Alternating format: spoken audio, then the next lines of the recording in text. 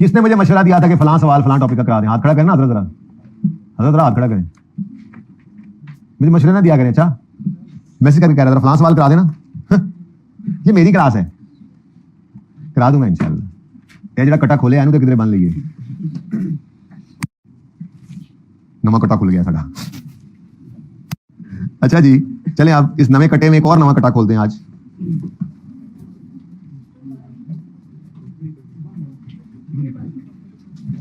बच्चों question number 4 done है ना?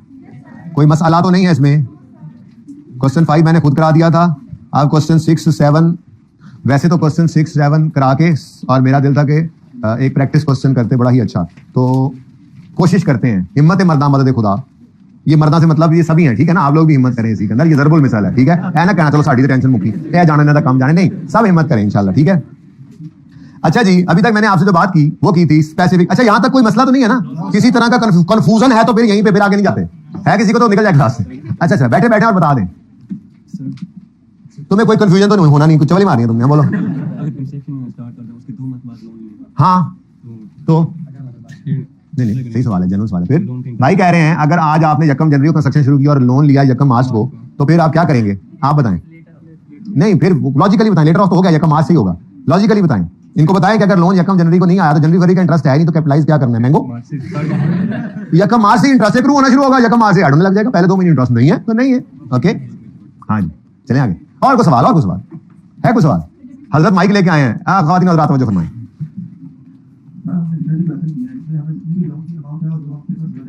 नहीं आएंगी इंशाल्लाह आगे चल के, टेंशन ना लो, अभी बचपन है, बचपन में तो पहुंचो, पास पेपर पे जाएं, अभी जरा सीख रहे हैं। और कोई सवाल?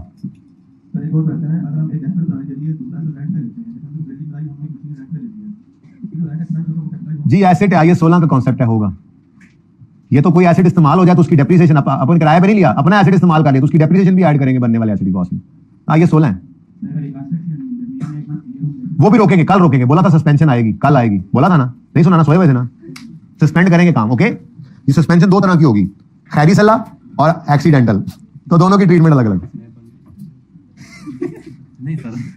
यार तुम्हें मैं शक्लन ही शरीफ समझता हूँ, लेकिन तुम हो नहीं। अच्छा जी सुने सुने सुने सुने, मैं यार आपको और सवाल नहीं है तो मैं आगे चल रहा हूं। और मैंने आपको कहा था कि सिर्फ स्पेसिफिक लोन नहीं, जनरल लोन भी होते हैं। सुनो अब अभी तक हमने क्या पढ़ा? कंस्ट्रक्शन करनी थी, पैसे नहीं थे, तो एक लोन लिया जो सिर्फ और सिर्फ इसी कंस्ट्रक्शन में हम इस्तेमाल करेंगे। इसको हमने कहा था स्पेसिफिक लोन। इसीलिए तो इसमें कहीं और इसको कहीं और इस्तेमाल नहीं किया, और जो सरप्लस पड़ा था उसको भी इन्वेस्ट करके इनकम कमाई।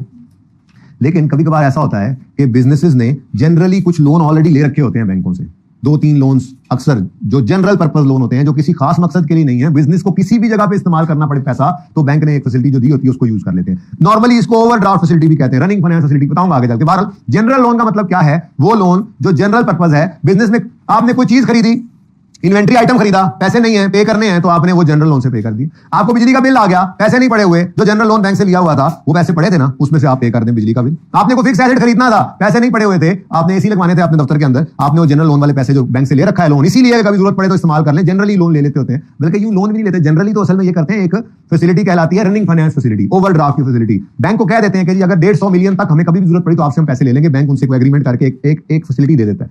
अब जितने पैसों की जरूरत पड़ती रहती है वो उस अकाउंट का चेक लिख के देते रहते हैं। 150 मिलियन तक बात तय है तो 150 मिलियन तक बैंक किसी को भी आपके भी यहाँ पे पैसे दे देगा, लेकिन बैंक उसका इंटरेस्ट लेता है जितना अच्छा वो पैसा आप वापस नहीं करते। तो जनरल लोन क्या है? वो लोन जो जनरल पर्पस है, स्पेसिफिकली बिल्डिंग के लिए नहीं लिया गया था, पड़ा हुआ था।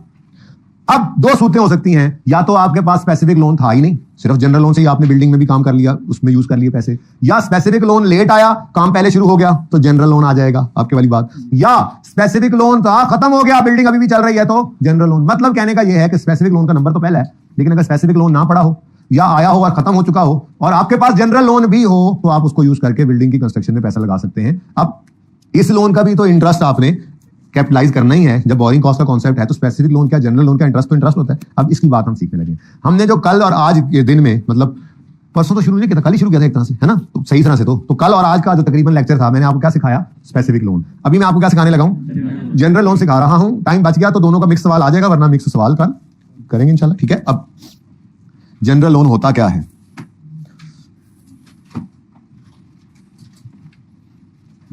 बहुत मुश्किल डेफिनेशन है, जरा ध्यान से देख लें please. General loan is a loan which is not specifically obtained for project. बेहतरीन.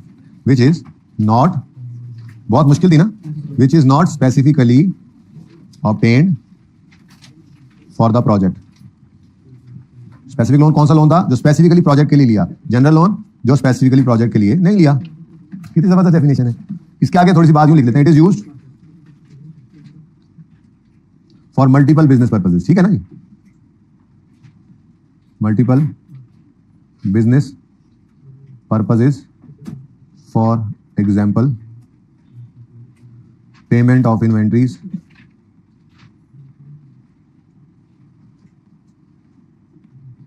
पेमेंट फॉर परचेजेस और यूटिलिटीज एटसेट्रा. मतलब मल्टीपल, कोई भी आपको बिजनेस के अंदर कोई इस्तेमाल करने की जरूरत पड़ गई, पैसे नहीं पड़े हुए थे, तो आपने ये जो फैसिलिटी वैसे ना जनरल लोन वैसे भी लेकर रख सकते हैं. 3-4 लोन लेकर रख लिए, पैसे बैंक में पड़े हुए हैं, बैंक से लोन लिया हुआ है, अपने पास रखे हुए हैं. इसकी बजाय आजकल रवाज ज्यादा इस चीज का है, इस तरह से लोन नहीं लेते बल्कि एक फैसिलिटी ले लेते हैं बैंक से. जैसे मैंने आपको अर्ज किया कि जी बैंक को कहते हैं कि जी आप हमारे साथ एग्रीमेंट कर लें, हमारी फलां चीज ज्यादा सिक्योरिटी आप प्लेज कर लें और हमें एक फैसिलिटी दे दें कि हम लेट से 200 मिलियन तक आपसे ले सकते हैं. लेकिन वो 200 मिलियन तक जो है वो हम आज लेंगे नहीं, हमें जैसे जैसे जरूरत पड़ता रहेगा अब उससे तरतीब वो हम लेते रहेंगे. अब तरतीब ये होती है कि बैंक एक फैसिलिटी दे देता है और एक अकाउंट आपको मिल जाता है. आप मिसाल के तौर पे आपने कोई चीज खरीदी, आपको बिल आया, उस बिल की पेमेंट आपने जो करनी थी उसका चेक जो है वो आपने उसी अकाउंट का बनाया जिसमें आपको ओवरड्राफ्ट की फैसिलिटी मिली हुई है. पैसे नहीं पड़े हुए फिर भी आप उसका चेक लिखकर दे रहे हैं. अब वो आपके बिहाफ पे बैंक पे करेगा. इसको कहते हैं रनिंग फाइनेंस फैसिलिटी. ये तब्दील भी होता रहता है, यानी आप उसी अकाउंट में पैसे मंगवाते भी हैं, उसी से पे भी करते हैं, तो वो बैलेंस फ्लक्चुएट करता रहता है और डे एंड के ऊपर जो बैलेंस होता है बैंक उसके ऊपर इंटरेस्ट कैलकुलेट करता है डेली. इसलिए आपको एक्सपेंस जो है वो निकाल कर ही देगा नॉर्मली, या फिर एवरेज रेट देगा. खैर ये बातें बात की हैं, थोड़ी सी बात समझ आइए. अब ये एक ऐसी फैसिलिटी है कि आपको किसी भी जरूरत के लिए आपको क्रेडिटर, आपने चीजें मंगवाई, किसी के पैसे देने थे, क्रेडिट आप फोन किया, भाईजान पैसे भिजवा दें, आपने क्रेडिटर का चेक जो है उस अकाउंट से बना के दे दिया. एडमिन वाला को फोन आया, भाईजान आज लास्ट डे है बिजली के बिल की, आपने कहा यार पैसे तो कैश की दराज में नहीं पड़ेगा, ठीक है, वो ओडी वाले अकाउंट का बिल बना के आपने दे दिया. तो जिस भी काम के अंदर आपको पैसों की जरूरत पड़ती है आप इस जनरल लोन वाली फैसिलिटी को यूज कर लेते हैं. ठीक है. अच्छा, अब चूंकि जनरल लोन किसी भी काम के लिए इस्तेमाल हो सकता है, तो स्पेसिफिक लोन तो है नहीं. स्पेसिफिक लोन में तो आपको ये लॉजिकल रीजन थी ना आपकी, यूटिलिटीज, आपके पास एक लॉजिकल रीजन थी कि जी लोन आया ही प्रोजेक्ट के लिए है तो इसका इंटरेस्ट तो प्रोजेक्ट की कॉस्ट में ऐड होना ही चाहिए. लॉजिकल रीजन थी ना. जनरल लोन के केस में आप कहेंगे ये लोन तो बिल्डिंग के लिए तो नहीं आया ना, बिल्डिंग के लिए तो नहीं आया ना, तो इसका इंटरेस्ट क्यों बिल्डिंग की कॉस्ट में ऐड करें? भाई बात बनती है, बोलो. तो यहां पर बढ़कर आगे 23 ने आगे कौन ये स्टैंडर्ड ने आगे बढ़कर ये कहा, भाई जाके जरा सुनना. स्टैंडर्ड ने कहा कि देखो ये लोन इस प्रोजेक्ट के लिए तो नहीं है, लेकिन इस लोन का पैसा कहीं और इस्तेमाल तो हो सकता था ना. जब आपने वो पैसा यहां से निकालकर बिल्डिंग में लगा दिया तो वो पैसा अब किसी और मकसद में इस्तेमाल नहीं हो सकता, तो वो किसी और मकसद के इस्तेमाल के लिए पैसा भी तो कहीं से उन्हें अरेंज करना ही पड़ेगा ना. तो ये एक कॉन्सेप्ट होता है अपॉर्चुनिटी कॉस्ट फोरगोन का कॉन्सेप्ट. तो इस जनरल लोन का इंटरेस्ट बिल्डिंग की कॉस्ट में इसलिए ऐड करो क्योंकि जनरल लोन का जो पैसा बिल्डिंग में इस्तेमाल हो गया वो पैसा कहीं और इस्तेमाल नहीं हो सका, तो कहीं और इस्तेमाल होने के लिए उसको फिर कहीं और से अरेंजमेंट तो करना पड़ेगा ना. तो एक अपॉर्चुनिटी तो फोरगो कर दी ना आपने. तो इसलिए स्पेसिफिक लोन का इंटरेस्ट तो बहुत समझ आता था कि वो एसिडी कॉस्ट में ऐड कर दें. जनरल लोन का इंटरेस्ट क्यों एसिडी कॉस्ट में ऐड करना है? क्योंकि जनरल लोन का इंटरेस्ट क्यों एसिडी कॉस्ट में ऐड करना है? क्योंकि जनरल लोन किसी और इस्तेमाल में आ सकता था. अब जब इधर इस्तेमाल हो गए ये पैसे तो किसी और इस्तेमाल में नहीं आ सके, तो फिर ये किसी और जगह पे इसकी कॉस्ट भी नहीं जानी चाहिए, इसकी कॉस्ट भी इसी एसेट को ही चार्ज होनी चाहिए. ठीक है. तो ये छोटा सा एक मसला है इसके अंदर कि ये एक से ज्यादा लोन भी हो सकते हैं. जनरल लोन क्या होता है जी? एक पूल होता है. क्या होता है जी? एक पूल होता है. ठीक है. एक जनरल लोन क्या है? एक पूल है जिसके अंदर 3, 4, 5 लोन इकट्ठे किए गए होते हैं नॉर्मली. ठीक है. एग्जाम पॉइंट ऑफ व्यू से कह रहा हूं, वरना तो आजकल ओडी की फैसिलिटी होती है. बहरहाल 3-4 लोन आपके इकट्ठे करके रख दिए जाते हैं. अब वो 3-4 लोन एक टोकरी में पैसे डाले गए हैं, जिस किसी को जरूरत पड़ती है, इन्वेंट्री वाले को जरूरत पड़ती है उसमें से निकाल लेते हैं टोकरी से आगे पैसे, बिल पे करना तो उसी टोकरी में से निकाल लेते हैं, और तो और हमें कंस्ट्रक्शन में जरूरत पड़ती है तो उसी टोकरी में से निकाल के हम इस्तेमाल कर लेते हैं. तो ये एक जनरल पूल है, जनरल बास्केट है, इसके अंदर सारे लोन पड़े हुए हैं. तो फिर हर लोन का रेट तो डिफरेंट होगा, तो हम किसी एक रेट के ऊपर तो इंटरेस्ट को कैपिटलाइज कर नहीं सकते अनलेस कि ये इंटरेस्ट रेट एक ही गिवन हो. फिर तो जिंदगी आसान है, फिर तो मसला ही कोई नहीं है. तो एक जो चीज आज आपको सिखाने लगा हूं वो है जनरल लोन्स अगर एक से ज्यादा हों तो उनका एवरेज रेट निकालना सिखा रहा हूं. कैसे निकालेंगे एवरेज रेट? जिसकी बेस पर हम कैपिटलाइज करेंगे इंटरेस्ट, जनरल लोन के इंटरेस्ट को एसेट की कॉस्ट में. क्या सीखने जा रहे हैं हम इस वक्त? हम capitalization rate, average rate for capitalisation of borrowing cost of general loan, या capitalization of interest of general loan. इसको फिर में सिर्फ कैपिटलाइजेशन रेट कह दिया जाता है, एवरेज कैपिटलाइजेशन रेट। ये क्या है जी? एवरेज रेट निकाल रहे हैं ताकि हम जनरल लोन के इंटरेस्ट को भी कैपिटलाइज कर सकें, मतलब एसिड कॉस्ट में ऐड कर सकें। तो पता है ना कैपिटलाइजेशन का मतलब? एवरेज रेट क्यों निकाल रहे हैं? ताकि हम जनरल लोन के इंटरेस्ट को भी एसिड कॉस्ट में ऐड कर सकें। अगर लोन ही एक है, जनरल लोन ही एक है, तो फिर कैपिटलाइजेशन रेट वो एक ही होगा, फिर तो जिंदगी आसान है ना। तो बोलो, लेकिन अगर लोन एक से ज्यादा हैं, मल्टीपल लोन्स हैं, उनमें से ये पैसा इस्तेमाल हुआ है, तो फिर सब लोन्स का हिस्सा पड़ना चाहिए। तो सब लोन्स का इंटरेस्ट जो है वो आपने एवरेज आउट करना है। लेकिन ये सिंपल एवरेज नहीं चलेगा यहाँ पे। कोई लोन 10% का, कोई 15 का, कोई 12 का, तो आपको 10 जमा 15 जमा 12/3 ना ना ना ना ना, सिंपल एवरेज नहीं। जो जितना ज्यादा लोन होता है उसका वेट उतना ज्यादा, वेटेड एवरेज की तरफ जाएंगे। हम कैसे करेंगे ये सिखाता हूं, लेकिन हमने सीखना फिलहाल सिर्फ क्या है? Average rate of capitalisation. बहुत सिंपल काम है, मुश्किल कोई नहीं है, मैथमेटिक्स है। बस फर्क सिर्फ ये है कि इंटरेस्ट एक्सपेंस निकालने का तरीका। मैं कहता हूं जी, एक लोन है, लोन मेरे पास आया है 1 मार्च 2010 पे। लोन की अमाउंट है 600, इंटरेस्ट रेट है 10%। मुझे इंटरेस्ट एक्सपेंस निकाल दो, जल्दी करो, निकालो इंटरेस्ट एक्सपेंस। इंटरेस्ट एक्सपेंस निकालो। हाँ, 31 दिसंबर ईयर एंड। इधर देखो इंटरेस्ट एक्सपेंस कैसे निकलेगा?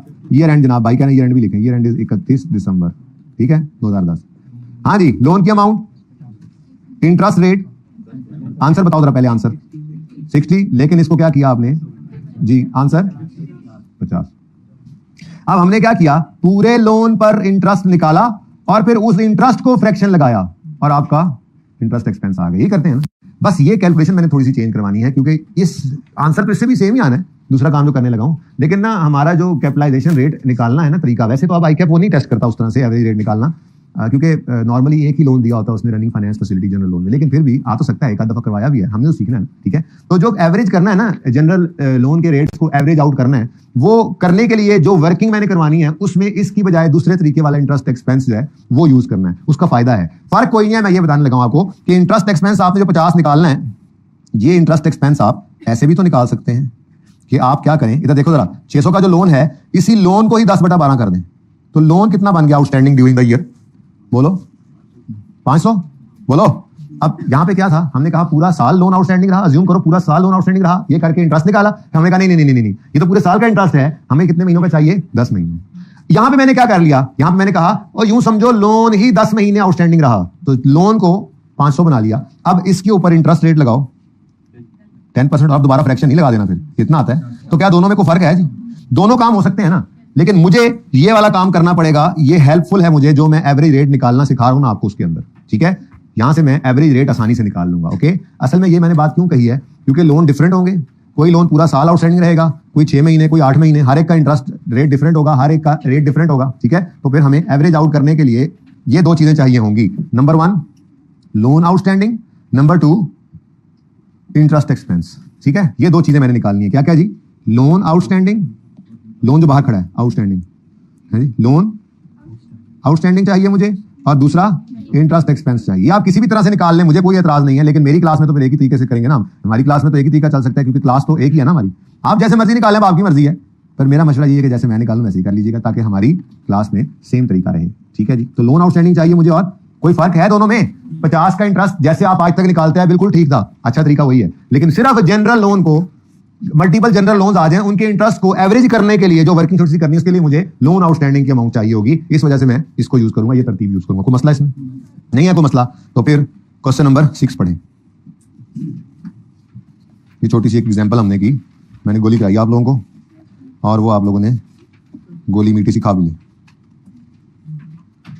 ठीक है ना। तो गोली हजम हुई है, खा गए? ये तस्वीर लेनी है भाई, सॉरी। दोनों ही ठीक हैं, लेकिन दूसरा तरीका क्यों? क्योंकि मुझे लोन आउटस्टैंडिंग और इंटरेस्ट चाहिए होगा इस काम के लिए जो मैंने करना है। बस इतनी सी बात की है, मैंने काम नहीं सिखाया, ओके। आए जी question number 6, basic practice question 6 पे आए। क्वेश्चन 6 क्या कहता है जी? कहता है following is the information regarding general loans available to Takat limited. माशाल्लाह माशाल्लाह माशाल्लाह, 4 जनरल लोन्स हैं।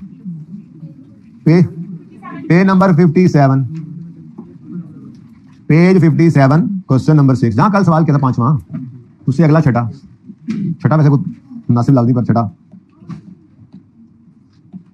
जनरल लोन्स अवेलेबल हैं ताकत लिमिटेड को माशाल्लाह से 4। अब लोन की अमाउंट आ रही है और इंटरेस्ट रेट आ रहा है। सवाल की रिक्वायरमेंट है कैलकुलेट कैपिटलाइजेशन रेट। इसको वही एवरेज कैपिटलाइजेशन रेट ही कहते हैं। मतलब 4 लोन है, चारों जनरल है, तो कैपिटलाइजेशन रेट तो एवरेज ही निकलेगा ना। तो मैंने कहा था इसको उर्फ आम में कैपिटलाइजेशन रेट ही बोलते हैं, लेकिन आपको बताना चाहिए क्या है, ये है एवरेज रेट, एवरेज ये वाला असल नाम, average rate for capitalisation of interest of general loan, ठीक है। इसको उर्फ आम में कहते हैं कैपिटलाइजेशन रेट, ठीक है। अच्छा, अब ये तो कर नहीं सकते 20 जमा 25 जमा 18 जमा 12/4, ये तब कर सकते थे जब सारे लोन्स की अमाउंट सेम होती और सारे लोन्स की डेट्स भी सेम होती, तो हम करते 20 जमा 25 जमा 18 जमा 12/4, ठीक है। क्यों? क्योंकि वेट्स सेम होते, पर अभी वेट्स सेम नहीं है। कोई लोन बहुत बड़ी अमाउंट का है, कोई बहुत छोटा सा है, तो जो बड़ी अमाउंट वाला लोन है उसके वो इंटरेस्ट को भी ज्यादा अपनी तरफ खींचेगा वेट्स जब निकालेंगे तो। फिर डेट्स भी सेम नहीं है, ठीक है। Loan taken on, loan repaid on अलग अलग है। अच्छा, जरा मुझे ये बताएं, अगर एक लोन, हमारा साल कौन सा है 31, जरा ये ध्यान से देख लें, बाद में फिर आपने कहना ये सवाल में समझ नहीं आया, हालांकि सवाल में कुछ भी नहीं है, सवाल तो ये है ही नहीं, सवाल तो कल ही करेंगे। आप कुछ पेंडिंग कर लेंगे आज, कुछ पेंडिंग में से कुछ कर लेंगे, क्योंकि वजन ज्यादा हो जाना है। अगर मैं जबरदस्ती की ना उस सवाल के लिए जो करवाना था आज वैसे, तो फिर बोझ बढ़ जाएगा। कल वही सवाल इंशाल्लाह हम 2 बार करेंगे, एक बार सादा जैसे वो है, दूसरी बार उसमें सस्पेंशन ला के। तो फिर एक घंटा हम एक सवाल को करेंगे, दूसरा घंटा फिर हम उसी सवाल को फिर करेंगे, और मजा आएगा, है जी। चले, प्लान शेयर कर दिया आपके साथ। हाँ जी, कल की क्लास लीक हो गई है जैसे पेपर लीक हो, गैस। अच्छा जी, 1 जनवरी 16 से 31 दिसंबर 16 हमारा साल है। मुझे ये बताएं कि मंथ्स आउटस्टैंडिंग, अगर मैं कहूं कि कोई सा लोन कितने महीने आउटस्टैंडिंग रहा, तो क्या आप निकाल सकते हो डेट्स को देखकर? जाहिर है कोई एड्डा बड़ा मसला भी कोई नहीं, कर दो फिर। यार सर तो ऐसे कह रहे हैं, पता नहीं कौन सा आपने किला पता कर लेना, जल्दी करो। मंथ्स आउटस्टैंडिंग, पहला लोन ABC बस सी के पीछे लिखे हुए हैं, मुझे सिर्फ मंथ्स आउटस्टैंडिंग चाहिए। एक लोन जो 1 मार्च 13 को आया था, हमारे 1 जनवरी 16 पे तो वो पड़ा ही होगा ना। तो बोलो 1 जनवरी 16 पर मौजूद आधा मौजूद। ओ, हमारे साल के दरमियान में वो रीपे हो गया, तो कितने महीने आउटस्टैंडिंग रहा? 6 मंथ्स। ओके, अब अगले को देखो, जो 1 मार्च 15 पे आया वो भी हमारे साल के पहले दिन मौजूद था, 1 जनवरी 16, हमारा साल 16 वाला है ना। ओ नहीं करना, ये तो 30 18 पे जाके पे हो रहा है, यानी साल के पहले दिन भी था, साल के आखिरी दिन भी पड़ा हुआ है ये लोन, ठीक है। क्योंकि हमारे साल से पहले आया था और हमारे साल के खत्म होने के बाद वापस हो रहा है, तो इस पूरे साल में आउटस्टैंडिंग रहा कितने मंथ्स आउटस्टैंडिंग रहा? 12 मंथ्स। 1 मार्च 16 को भी एक भाई साहब तशरीफ लाए हमारे साल के दरमियान में, 30 सितंबर को चले भी गए। तो इस ना बेटा 6 हैं, 6 गिन लो जरा ध्यान से। 7 है, 7 मैं ये कह रहा हूं कि ध्यान से गिनना चाहिए। मार्च, अप्रैल, मई, जून, जुलाई, अगस्त, सितंबर, देखो 7 हैं। मैंने 6 बोला था, मुझे माफ कर दोगे? हैं प्लीज कर दो, है माफ कर दो। माफी वाले कोई नहीं तुम लोगों को कि खाने में मेरे लिए। अच्छा जी, 1 फरवरी 16 को, एक 28 फरवरी 19 को, इस साल में वापस तो नहीं हो रहा, इस साल में आया है, तो 1 फरवरी को आया है, तो जनवरी में नहीं था, तो कितने मंथ्स आउटस्टैंडिंग रहा? ठीक है। अच्छा जी, भाई जरा वो बुलाए ना जरा टीए को, मेरे जहन में ना एकदम से ना एक शरारत आई है। आपको कहा था कोई एक्स्ट्रा क्लास पढ़ा के मैं सब्सिक्वेंट एक्सपेंडिचर करवाऊंगा, नहीं मेरे दिल में नहीं आ रही वो ऐसी चीज नहीं है ना। कोई ना कोई बच्चे नहीं आते, तो वो ऐसी चीज नहीं है कि जो नॉर्मल क्लास में है कोई एक्स्ट्रा चीज है, वो तो ऐसी चीज जो नहीं करवाई हुई, तो मेरा दिल नहीं मान रहा। वो आपको दे देता हूँ एग्जांपल्स, फिर करूंगा किसी नॉर्मल क्लास में, चाहे एक एक करके स्लो पॉइजन दूं, बट वो बुलाएं जरा उसको। क्या नहीं समझ आ रहा बेटा? है बेटा, इसमें कुछ समझने वाली बात है नहीं ना वैसे। बेटा ये 6 मंथ देखे ना, हमारा एक है, पहली बात आपको ये पता है हमारा साल कौन सा है? नहीं, कौन सा? यानी जो 1 जनवरी 16 से शुरू हुआ, 31 दिसंबर 16 पे खत्म हो रहा है। अब एक लोन हमारा 13 में आया था, तो 1 जनवरी 16 पे मौजूद है। एक लोन अगर 13 में आया था, तो 1 जनवरी 16 पे वो पड़ा है या नहीं पड़ा है?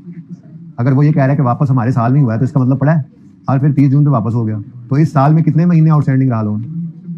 ऐसे ही निकाला मैंने। अच्छा जी, अब ये मंथ्स आउटस्टैंडिंग जब निकल आएंगे ना जी भाईजान, मैं आपको ना अभी यहीं पे रुके, जब तक मैं आपको ये देना दूं, अभी मैं आपको सब्सिक्वेंट एक्सपेंडिचर की ना एग्जांपल्स करता हूं व्हाट्सएप, ठीक है। उनका प्रिंट निकाल के मुझे दिखाएं एक दफा, उनकी गलती है तो सही कर लें, बल्कि जाने दे गलती हुई सही कर लेंगे हम मिलकर। फिर वो इनका ना प्रिंट निकाल के जरा इनको ला के दें, ताकि इनको अंदाजा हो कि मैं इनको क्या करवाना चाह रहा हूँ, ठीक है। ये जो समझते हैं कि मैं कह देता हूँ, तो ऐसे ही नहीं कह देता। संडे लगाया था ना मैंने इनको बनाने में, जो संडे गुजरा है, ठीक है। अभी जरा यहीं पर रुके ताकि मुझे याद रहे बात पूरी, ये सवाल पूरा करके फिर इनको देते हैं, ठीक है। बल्कि 1 मिनट पॉज करें यार। अच्छा जी, मैं अभी याद कर रहा था कि लोन आउटस्टैंडिंग निकालना है, मंथ्स आउटस्टैंडिंग निकल आए हैं, तो लोन की अमाउंट पर 6/12 करोगे, 12/12, 7/12, 11/12, तो ये फिगर निकल आएगी। ये इस साल में 10 महीने आउटस्टैंडिंग रहा था ना, तो लोन की अमाउंट पे 10/12 किया था, तो लोन आउटस्टैंडिंग आ गया था। मुझे ये चाहिए, मुझे ये चाहिए, ठीक है। अच्छा, अब वर्किंग का फॉर्मेट क्या होगा, हम लिख लिया करेंगे। ये हम कर क्या रहे हैं, हम एवरेज रेट निकाल रहे हैं कैपिटलाइजेशन के लिए। तो लोन कौन सा है, इस लोन की अमाउंट क्या है और कितने मंथ्स आउटस्टैंडिंग रहा। अब जब आप लोन की अमाउंट को मंथ आउटस्टैंडिंग से मल्टीप्लाई करेंगे तो जो आंसर आएगा वो क्या होगा, लोन आउटस्टैंडिंग। यही तो असल मुझे चाहिए। फिर लोन आउटस्टैंडिंग के ऊपर मैंने क्या करना है, बस सिंपल सी बात है, काम वही है, बस थोड़ा तरतीब बदली है, इसलिए मैं आराम आराम से करवा के दिखा रहा हूं कि मुझे ये चाहिए इसी तरतीब के ऊपर, ठीक है। जब आप उसके ऊपर लोन आउटस्टैंडिंग के ऊपर इंटरेस्ट रेट लगाएंगे तो आपका जो आंसर आएगा वो होगा इंटरेस्ट एक्सपेंस का। तो दरअसल मुझे एक ये लोन आउटस्टैंडिंग की अमाउंट चाहिए, एक इंटरेस्ट की अमाउंट चाहिए, बाकी सारी चीजें तो इसी को हेल्प कर रही होंगी, ठीक है। तो ये मुझे असल में लोन आउटस्टैंडिंग और इंटरेस्ट एक्सपेंस चाहिए। ओके डन, ये मैं आपको बता के चला था स्टार्ट से ही। अब वो ऐसा है कि अब चलो पूरी लाइन लगा देते हैं, वर्किंग का तो फॉर्मूला बाहर यही है ना, ठीक है। तो बाहर इनके नीचे डबल अंडरलाइन और बाकी सारा तो बहरहाल टेबल यही है, ये टेबल ही हमारा रहेगा। ओके डन, ताकि याद रहे आपको कि मुझे ये दो चीजें चाहिए थी, लोन आउटस्टैंडिंग चाहिए मुझे और इंटरेस्ट एक्सपेंस मुझे चाहिए। डन हो गया, चलो। अच्छा जी, अब लोन कौन कौन से हैं, ए है, बी है, सी है और डी, ठीक है। अच्छा भाई, ये मैं सब्सिक्वेंट एक्सपेंडिचर की एग्जांपल्स फिजिकल वाले बच्चों को दे रहा हूँ, ऑनलाइन को भी अपलोड कर दूंगा, लेकिन मैं जब करवाऊंगा तब करवाऊंगा, जब मौका मिलेगा तभी होगा ना ये। अब ये ना हो हर जूम मीटिंग में, हर ग्रुप में, हर रोज आप कह रहे हो वो करवा दें, जब मैंने करवाना है तभी करवाना है। लेकिन ये इसलिए कह रहा हूँ कि दोबारा कोई बच्चा ये कहे कि एग्जांपल्स दे दे, नहीं है तो आपको नहीं मिलेंगी, आपको मैं नहीं लूंगा, ये संभाल के रखनी है आज, ठीक है। कॉपी इसलिए करा रहा हूँ कि जिस दिन 5 मिनट भी मिले एक एग्जाम्पल हो जाएगी, होगा तो एग्जाम्पल होगी ना, कॉपी करवाने आज होती तो कम हो जाना था। क्या चले, लोन एबीसी अमाउंट 200,000 में करना है, 500, 100 और 70। अब अगला काम क्या करना है, मंथ्स आउटस्टैंडिंग वो तो पहले ही निकाल लिए, सुभान अल्लाह, काम तो सारा हो गया। 6 मंथ्स आ गए इधर, 6 लिखो सिर्फ, 6, 12, 7, 11। तो अब अच्छा ऐसे लिखना चाह रहे हैं आप, भाई कह रहे हैं इसको 6/12 लिखें, इसको 12/12 लिखें, ताकि हम वो मल्टीप्लाई ऊपर लिख भी सके ना। ये सही कह रहे हैं, बिल्कुल ऐसे कर लें। ये कितना था, 11/12। अब इससे क्या होगा, मैं यूं लिख सकता हूं कि ए, मैं अगर लोन को कह दूं ना, लोन अमाउंट को कह दूं ए और मंथ्स आउटस्टैंडिंग को कह दूं बी, ऐसे करते होते थे ना आप लोग अक्सर, और इसको कह दूं बी, तो लोन आउटस्टैंडिंग कैसे निकलेगा जी, ए इंटू बी। ये जरा फॉर्मूला सा बन जाता है ना ऐसे टेबल में, ठीक है। तो 6/12 इसलिए लिख दिया, वरना 6 महीने ही था, लेकिन वो सही है मिस्टर का जी। बोले 100, 500, 58, 64, जाने दो, राउंड कर लो। अब रेट इंटरेस्ट का सबका अलग अलग है, 20, 25, 18, 12, 20%, 25%, 18%, 12%। अब इससे निकालो इंटरेस्ट, पहले का तो मैं निकाल देता हूं, बाकी फिर 10 क्या इंटरेस्ट है, 10 में की इंटरेस्ट है, अच्छा 10 ही इंटरेस्ट है, सॉरी, और 8 जी। अब मुझे चाहिए क्या था असल में, बस लोन आउटस्टैंडिंग और जी फरमाएं, 600, 700 और 22 जी, 160 कितना 3। लो जी, यहां तक कोई मसला है तो प्लीज यहीं पूछ लें। इंटरेस्ट रेट एक नहीं चलेगा। अगर हमने ये जनरल लोन्स अपने प्रोजेक्ट में, मिसाल के तौर पे मेरे, बल्कि मिसाल के तौर पे अगला सवाल के तौर पे, 7वां सवाल क्या है, सवाल के तौर पे हमने एक प्रोजेक्ट के अंदर यही वाले पैसे इस्तेमाल किए, हमारे पास कोई स्पेसिफिक लोन नहीं है, तो इंटरेस्ट कौन सा रेट, इंटरेस्ट रेट उठाएं, तो मसला है कि नहीं है। तो इसलिए हमें एक रेट चाहिए, एवरेज रेट चाहिए। अब क्या करें भाई, बहुत सिंपल है। अभी तो आपको बताया कि इंटरेस्ट एक्सपेंस कैसे निकलता है, loan outstanding into interest rate. अब मजे की बात, मैंने फनकारी पहले लगा ली हुई है, मुझे क्या चाहिए, इंटरेस्ट रेट, तो मैं इसको रीअरेंज कर लूं, इंटरेस्ट रेट लिखूं, सिर्फ रेट निकालना है तो ये इधर मल्टीप्लाई हो रहा है, इधर जाके क्या कर दो, डिवाइड। तो इंटरेस्ट एक्सपेंस अभी नहीं भाई देना, अभी नहीं, अभी रख लो, ये इसी में रख जाएंगे, ठीक है ना, अभी रखो अपने हाथ में। Interest expense divided by loan outstanding. अब चेक करते हैं जरा जी, इंटरेस्ट एक्सपेंस 163 है और लोन आउटस्टैंडिंग कितना है, तो आंसर इंटू 100 कर लोगे तो आंसर कितना आता है, 22.58%। ठीक है जी, लो जी, ये एवरेज रेट आ गया जिस पर आपने जनरल लोन का इंटरेस्ट जो है वो कैपिटलाइज करना है। भाई को मसला है तो बताएं इसमें जी, इज इक्वल टू, चलो इधर ही लिख दो, कितना आया था जी, 22.58%। ठीक है जी, और सही है। कोई मसला हुआ इस कैलकुलेशन में तो इसको जरा ध्यान से देख लें, घर पे इसको आपने आज 2 दफा करना है। थोड़ा साइड से बैठा करो यार, 9 करो करो इंच। अच्छा जी, ये तो आपका हो गया क्वेश्चन नंबर 6। आज बोर्ड की तरफ गए नहीं, बोर्ड सारा बेचारा वीरान है। आज सवाल करते आप तेजी से, अगर कोई तो उधर जाते। तुमने आज नहीं पढ़ा, हमने आज बहुत पढ़ा है, सो गए हो गए ना। अच्छा जी, भाई जो पढ़े समझ के पढ़े और समझ आता रहे, किसी और वक्त के लिए हम नहीं उठा रख सकते वो फलां चीज, चलो यार फिर अभी नहीं समझ आई फिर कभी आ जाएगी, जो भी नहीं आई फिर कब आएगी, अभी समझ के चलें, जो करते जाएं वो इंशाल्लाह तसल्ली से करते जाएं, जहां जरूरत पड़ेगी हम एक्स्ट्रा पढ़ लिया करेंगे, कोई मसला नहीं। वैसे तो हमने पहले ही क्लास 2 घंटे की इसीलिए रखी हुई है कि एक्स्ट्रा ही पढ़ते रहे साथ साथ। अच्छा जी, अब यहां तक कोई मसला नहीं है तो मैं आगे बढ़ने लगा हूं। मैंने आपसे क्या अर्ज किया था कि ये जनरल लोन्स क्या हैं, ये एक पूल है, ये एक बाल्टी है, ये एक टोकरा है जिसमें बहुत सारे लोन्स का पैसा इकट्ठा पड़ा है। अब इधर देखो, अब क्या ये सारा लोन बिल्डिंग की कंस्ट्रक्शन में इस्तेमाल हो जाएगा? नहीं, इसमें से तो मैंने कहा था आपने इन्वेंट्री की पेमेंट भी इसी में से ही करनी है, मिसाल के तौर पे बिल भी यहीं से पे हो रहे हैं, मिसाल के तौर पे आपने कोई उधार पे नहीं इन्वेंट्री का उधार पे खरीदी तो क्रेडिटर भी यहीं से पे हो रहे हैं, तो इसी में ही से आपने कंस्ट्रक्शन के लिए भी पैसे निकाले। तो क्या पूरे लोन का इंटरेस्ट, जैसे स्पेसिफिक लोन पूरे के पूरे लोन पे इंटरेस्ट निकाल के एसेट में ऐड करते थे, क्या जनरल लोन में भी ऐसे ही होना चाहिए? हाँ या ना?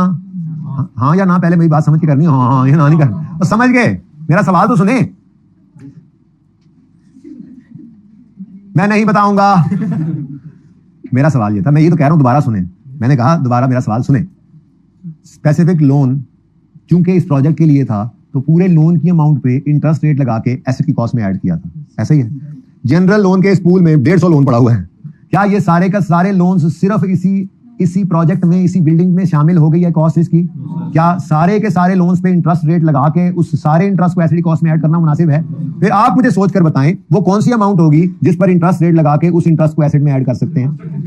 कंस्ट्रक्शन के लिए ये जो नोट उठाए हैं ना, यानी कि कंस्ट्रक्शन पेमेंट्स को पकड़ेंगे, इस अमाउंट को पकड़ेंगे और इस पर लगाएंगे एवरेज कैपिटलाइजेशन रेट लगाएंगे। और किस दिन से ऑनवर्ड्स इंटरेस्ट एसेट में ऐड करना है? जिस दिन इस पूल में से पैसे निकाल के बिल्डिंग में लगे, उससे पहले वाला नहीं। और किस दिन रोक देना है? असल बिल्डिंग जिस दिन काम खत्म हो जाए उस दिन सारा कुछ ही रुक जाएगा, ठीक है? तो यहां पर हमने लिखा एवरेज रेट से मल्टीप्लाई करके उसको कितने अरसे पर लेकर जाना है। लो ये करीब ही पड़ा हुआ है, यहां पर रूल भी लिखना था, लेकिन पहले जरा ऐसे हो जाओ चलो जी, पहले यहां रूल लिख लेना कि कितने अरसे से कब तक हमने ये को डेट ऑफ पेमेंट से वर्क कंप्लीशन तक, डेट ऑफ पेमेंट से वर्क कंप्लीटेड की डेट तक का इंटरेस्ट हमने कहां लेके चले जाना है, एसिड कॉस्ट में ऐड करना। तो मैं यहां रूल लिख देता हूं जी, पहले मैं यहां रूले लिख लूं। रूले ये तो था, इधर देखो ये किसके लिए है, बोलो। स्पेसिफिक लोन, पूरे लोन की अमाउंट पे पूरा इंटरेस्ट लगा के सारे का सारा एसिड कॉस्ट में ऐड करते थे, लेकिन बस इन 2 ब्रैकेट्स में रखते थे, ऐसा ही है। लेकिन जब कभी बात आएगी जनरल लोन की तो सारे का सारा जनरल लोन नहीं पकड़ना। Commencement of capitalisation of borrowing cost जो है वो लोन रिसीव और स्टार्टेड फर्स्ट पेमेंट नहीं भाई, हमें इस लोन के आने जाने से कुछ नहीं है। जनरल लोन पता नहीं कब से आए, पता नहीं कब तक रहेंगे, कहां इस्तेमाल हो रहे हैं, हमें इससे कोई सरोकार नहीं है। हमें तो जिस दिन इस पूल में हाथ डाल के पैसे निकाल के बिल्डिंग में इस्तेमाल किया उस दिन से हमने कहना है ये देखो, ये इस दिन से ऑनवर्ड्स किसी और काम में पैसा इस्तेमाल नहीं हो सकता, तो इस दिन से ऑनवर्ड्स जो इंटरेस्ट है अपॉर्चुनिटी कॉस्ट का कॉन्सेप्ट लगाते हो उसको एसेट की कॉस्ट में ऐड करते जाओ। बात समझ आई कुछ? ठीक है, तो रूल बना कि हमने कमेंसमेंट करनी है date of payment from general loan से कमेंसमेंट करेंगे। और सिजेशन का रूल तो वही है भाई, जिस दिन काम कंप्लीट हो गया उस दिन आपने रोक देना है इंटरेस्ट को एसिड की कॉस्ट में ऐड करना, ठीक है जी। तो ये जनाब जनरल लोन का रूल आ गया। कोई मसला कुछ समझ आई है? इसमें पूरा लोन क्यों नहीं लेना? क्योंकि पूरा लोन बिल्डिंग में इस्तेमाल ही नहीं हुआ, ठीक है ना। तो जिस दिन से आपने इस पूल में पैसे हाथ डाला, पैसे निकाल लिए, उस दिन से ऑनवर्ड्स आप कहोगे जी अब ये पैसा कहीं और चूंकि इस्तेमाल नहीं हो सकता, तो इस दिन से ऑनवर्ड्स का इंटरेस्ट कहां जाएगा? एसिड की कॉस्ट में। और किस दिन तक ये होता रहे? जिस दिन तक काम चलता रहे उस दिन तक का इंटरेस्ट जनरल लोन पे तो वो इंटरेस्ट पे करते ही रहना है ना आपने, तो वो आपकी जो है वो एसिड कॉस्ट में ऐड करते हैं। तो ये जनाब स्पेसिफिक लोन और जनरल लोन में फर्क है, ठीक है? और सही है, समझ तो नहीं आ गया? कहीं नहीं समझ भी आया ना तो आ जाएगा इंशाल्लाह। एक अगला सवाल करते हैं हम जल्दी से। वही कंटिन्यूटी है यार, जिसका टाइम हो गया वो चला जाए, जाने वाले को कभी को रोक सका है। इसकी पिक्चर जल्दी से ले लेंगे, बाद में आपने कहना है मुझे निकलते हुए पकड़ के, नहीं पिक्चर। आप अगला सवाल तो पढ़ो ना, उसमें वो क्या रहा है। यानी सवाल असल में पूरा नहीं हुआ हमारा, पिछला सवाल हमारा असल में पूरा नहीं हुआ जी। ये सवाल में वो कह रहा है, 7वें सवाल में कह रहा है कंटिन्यूइंग फ्रॉम क्वेश्चन 6, मतलब वो जो 4-5 लोन थे ना वही है हमारे पास। अब बात आगे बढ़ी है, स्पेसिफिक लोन कोई नहीं है, सिर्फ कौन से लोन्स हैं? कल जो सवाल करेंगे उसमें स्पेसिफिक और जनरल इकट्ठे होंगे, ठीक है ना। तो कल की क्लास बहुत हैवी है, बल्कि समझो आखिरी क्लास है। उसके बाद फिर 2-3 दिन और मजीद इसकी प्रैक्टिस हो जाएगी जब तक आपकी तसल्ली ना हो। लेकिन कॉन्सेप्चुअली देखा जाए तो इक्विटी के अलावा खत्म हो जानी कहानी, फिनिश, खत्म। अब क्वेश्चन 7 में क्या कहता है वो जरा पढ़ो। कहता है continue from 6 following construction data is provided for the year 31 दिसंबर। वो कह रहा है वो 6 वाली बात ही आगे चली, हमारी कंस्ट्रक्शन चल रही है और प्रोजेक्ट किस दिन स्टार्ट हुआ, 1 अप्रैल 16 को। अच्छा देखो लोन किस दिन आया, किस दिन गया, क्या हुआ क्या ना हुआ, बाढ़ में जाए हमारी तरफ से। जनरल लोन में हमें सिर्फ क्या चाहिए था, ये सिर्फ इंटरेस्ट रेट चाहिए और date of payment from general loan चाहिए और हमें कुछ नहीं चाहिए, कुछ नहीं चाहिए। सवाल के अंदर वो जनरल लोन की अमाउंट ना दे, सिर्फ हमें कहते जनरल लोन का कैपिटलाइजेशन रेट ये है और कहे जनरल लोन में से इस दिन इतनी पेमेंट हुई है, हमारा काम हो गया। हमें कोई जरूरत नहीं, हमें कोई जरूरत नहीं कि लोन कितना था, किस दिन आया, किस दिन क्या जाए, कहां जाए।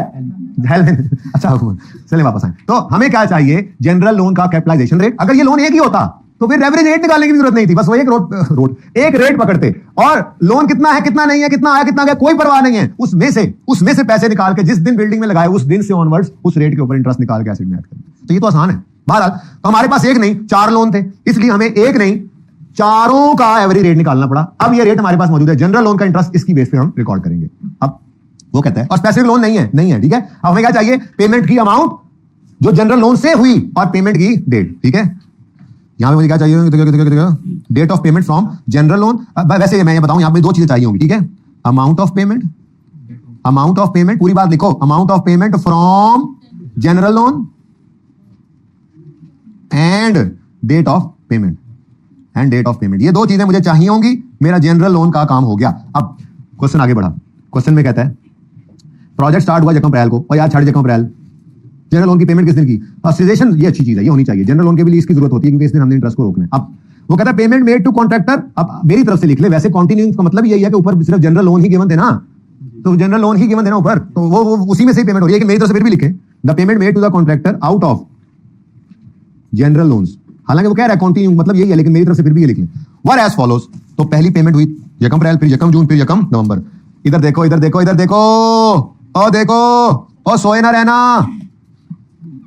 इन्वेस्टमेंट इनकम का कॉन्सेप्ट मैंने कल दसा था आपको, सिर्फ लगता है क्योंकि वो कहीं नहीं लगाते तो वेला पड़ा हुआ इन्वेस्ट करते हैं। ये तो जनरल लोन है, ये इधर ना लगे तो उधर, उधर ना लगे तो उधर, उधर ना लगे तो उधर, इनको हमने वेला छोड़ना ही नहीं है। अच्छा लेट्स से वो क्या भी देता है, हमने इनको इन्वेस्ट कर दिया और इनकम कमा ली है, तब भी इसको आपने एसिड कॉस्ट में माइनस नहीं करना, अदर इनकम बेशक बना लेना। IAS 23 कहता है इसको इधर ना लाने दो, इन्वेस्ट हो भी सकता है, इनकम कमा भी सकते हैं आप, पर वो IAS 23 की इन्वेस्टमेंट इनकम नहीं बनेगी जो माइनस हो, P&L बेशक ले जाना। बात समझ आई है? तो अभी तक तो इतना ही, यहां पर आपने स्टार लगा के लिखा कि इन्वेस्टमेंट इनकम का कॉन्सेप्ट जनरल लोन्स पे अप्लाई नहीं होता। फिलहाल के लिए इतना, बाकी कल मजीद। अब ये सवाल पूरा करते हैं जी। लो जी, मैंने तो वही काम करना है, बोरोइंग कॉस्ट टू बी, अब देखो borrowing cost to be capitalised.